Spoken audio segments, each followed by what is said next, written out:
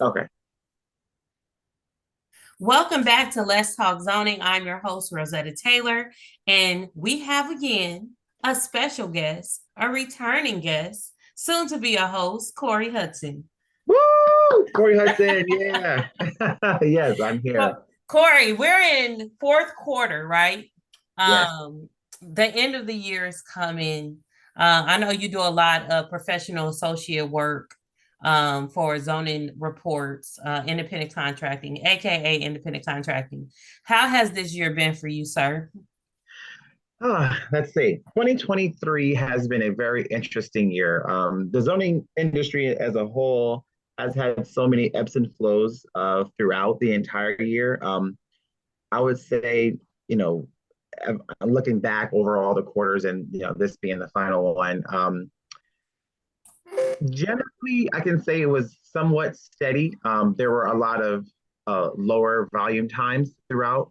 Um, it seemed like the last bit of third quarter was pretty good, I want to say, as far as volume wise. But you know, now it seems to be slowing up a bit, which is normal in the beginning of the fourth. But hopefully, we have a strong closing, a somewhat of a stronger closing for the quarter.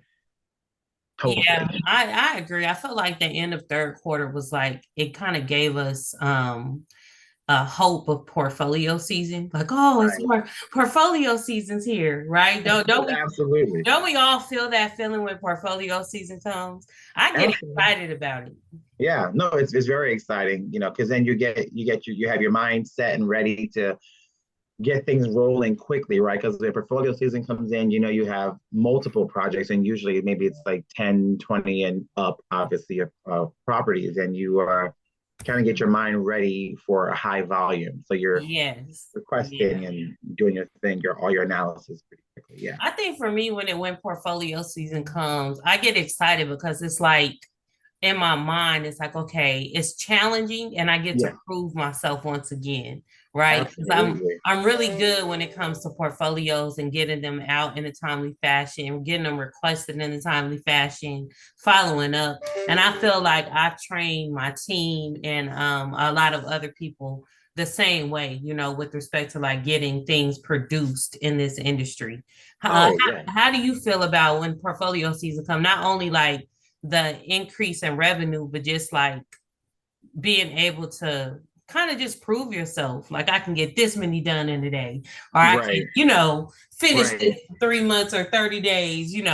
right. Well, yeah, for me, thankfully, I've been able to train some friends on the back end on how to request.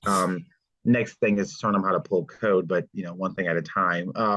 But for me, what I've noticed, and what gets me excited about it too, is being able to prove myself, right? Because most of my clients who reach out and say, "Hey, Cory, I got a 100 site, a 50 site, 200 site, whatever the case is," they want to know how many can you do, right? They want to know what's your availability, how can you get it done. So my whole thing is definitely to prove myself, right? Because if I get 50 sites or 100 sites, getting them all requested, getting them all the information back in time, and being able to provide them with a thorough report as well. So I think for me, it's just you know when I have a lot of volume, having people who I have trained up to help make some requests out and get all the documents in and get some stuff out in orderly time and Yeah. on time. Especially and something else.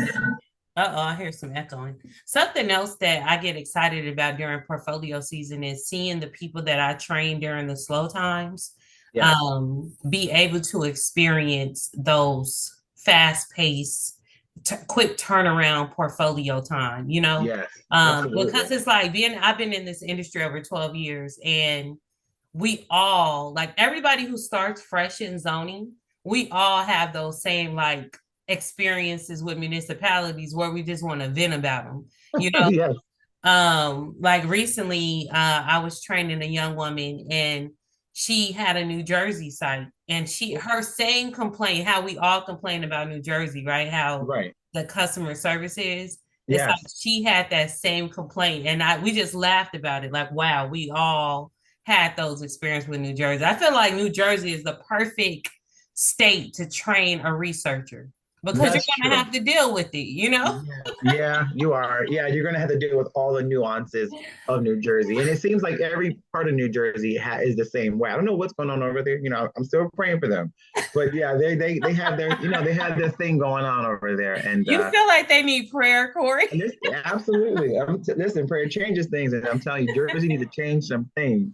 I But think, I'm I don't rooting for know. them. They act extremely busy, right? So we got to Yeah, take that into consideration. right. Um, and then they act like they don't want to help us. So it's like, Yeah, okay, we got to really finesse our way in here and make things sound like this is like really, really needed, yeah, to get what we need. and So what I noticed with Jersey, what might be the problem with Jersey is that I don't know if they really have a structure when it comes to like their zoning or planning department. I don't know if it's really structured well because it seems like every time you call a municipality, they seem to not really know who is going to handle what part of your yeah, request. yeah. So I well, maybe it's a problem with the structuring, and that could be yeah. something that they can fix, hopefully. I But let's wouldn't see. just blame that on New Jersey either, because I think ever since COVID, a lot of these municipalities are still trying to like get things in order and train up. So True. I mean, we hear more in New Jersey, with respect to like, well, I don't know, Right.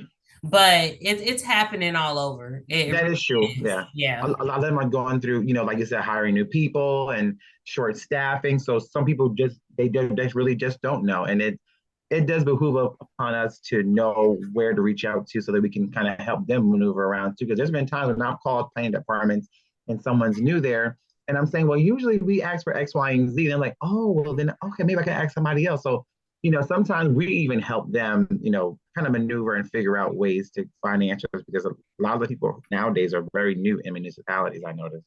Okay. So Yeah, I'm gonna boost you up a little, but then I'm gonna also toot my own horn. So when was the absolutely. first time you learned to write? What year was it when you first learned to write zoning reports?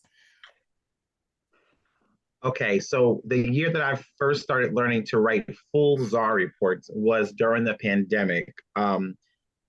Which was 2019?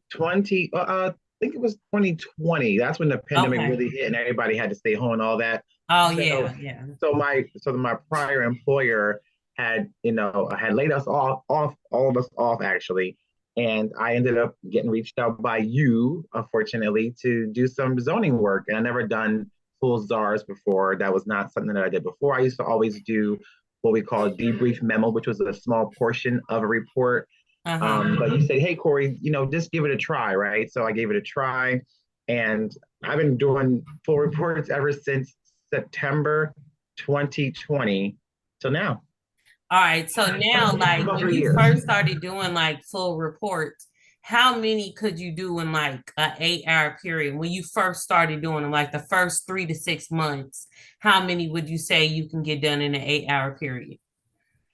I would say um, when I first started out, I overthought a lot of it. You do that when you're doing this whole big report. You get intimidated. It seems to be a very big thing. I mean, it is important, but you're overwhelmed with it. I think it took me probably well over 2 hours or to do a full report from beginning to end when it came to like, all the documents, all the code pulling, all the, entering the information into the report properly. I think I was so overwhelmed, it would take me like 2 hours to do a report. So about three reports a day. Yeah, yeah. Yeah. And When so I first now, started. and the thing is like even during that process, like I was still training you. I had a lot of training materials, for you to refer back to, right? And Correct. then knowing the system on how to enter the information into the template. So Correct. after fully being trained up and stuff, as of to date, how many zoning reports would you say you could write in an 8 hour period? In an 8 hour period. Well, actually, I just recently did that 2 days Portfolio, ago. that small portfolio. Right. Yeah. How So many was about two, that? 2 days ago, I did, I think, 10 reports. Yeah, because you About had it was an A site portfolio, and then you had two single sites, and I was like, exactly Cory, I need these right now. right. And they were and actually, to be completely honest, that was only 10, and that was at like Yeah, 2:30. that was less because So you it's signed actually on late. late. You signed Right. on late. Right. So Yeah. I've gotten very good at it. I'm very comfortable at writing reports now. I'm good at pulling code. So and then I'm very comfortable putting the reports together from when I first started. And Yeah. And the reason why I wanted to toot my own horn is because the way I train, and it's not just you, it's anybody who I trained how to write zoning reports, you learn to be a production in this yes, industry. but And you I have to think be. that's how me and my team kind of segregate ourselves from other zoning teams is because we're not just putting the reports together, we're actual production. You know, Right. you hear Oh, stories all the absolutely. time where I only can get 2, 3 zoning reports done a day. What? How? That's You better get impossible. these over. You the 2 or 3 is done in about an hour and a half. Let's go. Right. We got Right. things No, to do. absolutely. And I have in other clients that I do work with too, I had the same experience. Like I can get the reports done very, very quickly nowadays because I've had so much exposure doing it. I've done it so many times. I'm very Yeah. comfortable. So it took me some time to get to where I am now, and I'm very proud of myself to where I am. And I'm proud of I you wouldn't have too. even thought that I would be doing this at this point in my life because I know. I wasn't looking to be an independent contractor, right? That wasn't my thought about it. I wanted to do zoning, which is what I did with my previous employer.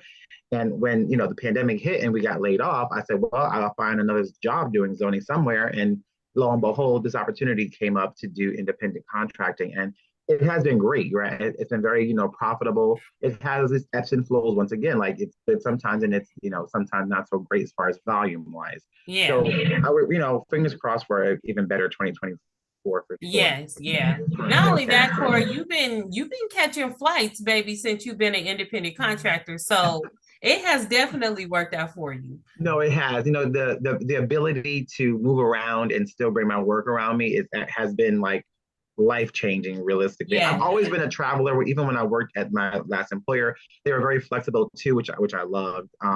But being able to now like full time work and then still grab my laptop and do my work in even other countries or whatever the case may be has been really good. So independent contracting is in a whole is a really great environment to be in. You just have to learn how to navigate the ups and downs when it comes to volume and stuff. Yeah, I agree. So what are we hoping for this for what we got 2.5 more months this year? Right. What how many sites are we hoping for a portfolio? Listen, bring it on. I say, listen, bring it on. Listen, bring on the 200 site. We'll get it done. It's 200. easy. What's the largest? What's the largest? I'll share mine first. So the largest portfolio that I've been associated with was a 1,200 site portfolio, and Wow. they were convenience store gas stations. And I'm No. not gonna like say any company names or people's names Right. because they didn't pay me for advertisement. But they called me and was like, "Hey Rosetta, how many of these can you take?" And I was fresh to Atlanta, so I was like, "Okay, Rosetta, you got this is your time to prove yourself." Right. And I was like, it was a 1,200 site portfolio, and I was like 500. I Woo. said 500. I said, when are they due? They said they're due in 3 months. And I was like, all right, yeah, I could do it. I could do Yeah. 500. That, Right. it was definitely challenging. I got the job done in this timely fashion. Right. However, I worked so hard. Oh yeah. I felt like I turned into a chair. I was like, I'll never do this again by myself. I'll never do this again by myself. Yeah. Um, but now that I have a team, like 500 would be nothing, because Right. I have trained my team to produce and to know how to move. But how about you? What's the largest portfolio that you feel like you've been a part of? I I think the largest one that I've been a part of, I believe, was a 500 site, and I believe that this was probably early on, right? So this is not when I'm like super super experienced, I would say. How many sites did they assign you though? I think I was assigned about I think it was 100 if I can remember. Oh wow. I think it was 100. I believe it was either 50 or 100. Okay. I can't really Doing full recall. reports? Yeah. Mm. Yeah, this is a while right when I first started out, but now I'm like, hand it over, I'll get it done quickly. But when I first started, I think that's what it was. This is a while ago though, many years now. But Okay. yeah, listen, we're open to portfolios coming on in before the year is out. So hopefully some of our fantastic clients out there who are listening in on this podcast can say, you know what, we'll reach out and get them some portfolio Yeah, game. we are definitely portfolio ready. Rosetta Taylor, I'm Absolutely. on LinkedIn. Hit me up. Yes. All right. So Yes. thank you so much for jumping on this. Eventually, I want to be able to get on LinkedIn Live sometime and just have random chats with our zoning professionals out there. That's Um, cool. yeah, so those of you guys who check in and listen with Let's Talk Zoning, please be sure to subscribe to the YouTube station, leave a comment, and share the podcast. Thank you again, Cory, and everybody have a great day. Thank you. You too.